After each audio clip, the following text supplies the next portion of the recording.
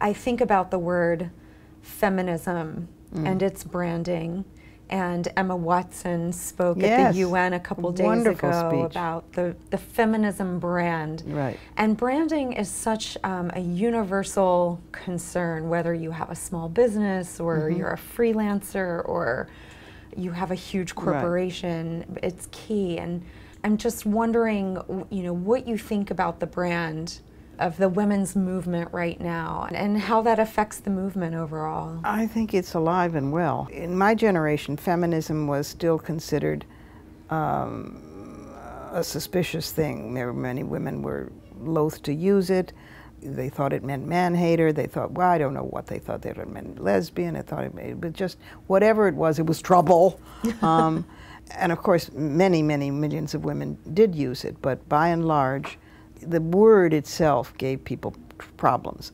So I used to go around saying, look, I'm very glad and proud to call myself a feminist. I know the history of the word. It has a great honorable social justice history. It was the women who did the first halfway houses for women coming out of prison, the women who did away with the poor houses, the women who fought slavery. I mean, all of these women used the word feminist, so I'm very proud to use it. However, if for whatever reason you have a problem with it, I don't care what you call it. You can call yourself a squirrel for all I care, as long as you are fighting not only just for yourself, which is easy to do, or hard, but it's centered, but other women. You're fighting for other women as well as yourself. That's what I care where she's coming from and where she's going toward.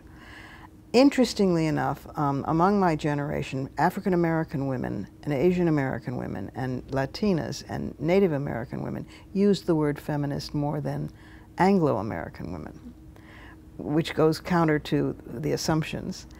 And now, with younger feminists, they're using it all over the place. So the word seems to have come into its brand own. resurgence. Brand right there. resurgence. That's some serious which brand is interesting equity. because people had been saying up until recently, you know, you've got to just triage the name. Right. Women's movement, women's liberation, whatever, but not.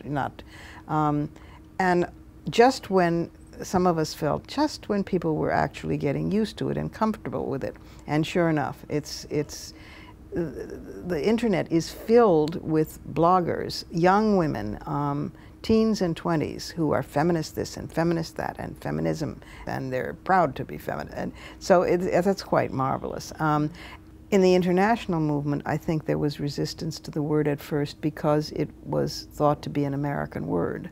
Oh. And so it was, oh, you Americans, you know, telling everybody else what to do, even though... We like to do that. Yes. I mean, in the global women's movement for years, I felt like I should wear a sandwich board saying, I can't help it if I'm an American. The CIA has files on me, too. But it is now in wide usage internationally as well. So it is a brand whose time has come. I feel like it's such a study in sort of the ebb and flow of a brand. It really is. A word having so much meaning and equity. Yeah, it really is. And if somebody, to this day, I mean, if somebody has a problem with the word, they can use they're anti-sexist, or they're for women's equality, or they're, I mean, there's a lot of, English is very rich in synonyms. But I find it interesting that it is more popular now than it was in the last 40 years, not less.